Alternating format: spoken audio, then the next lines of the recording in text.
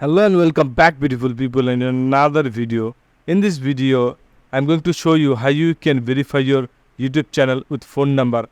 And if you cannot upload your video more than 15 minutes in your channel, then you need to verify your channel with phone number.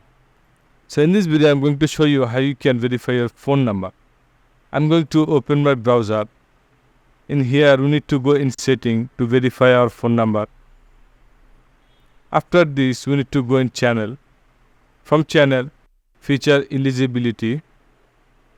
So we already discussed settings about in our past video. If you don't see this, please see this video.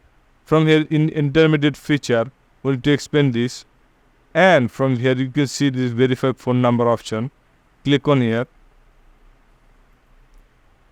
It's have a 3 benefit: video longer than 15 minute, custom thumbnail, and live stream.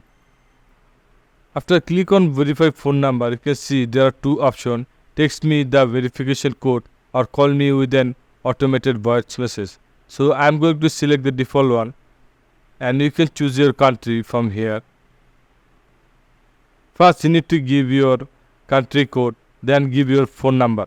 So I'm going to select get code.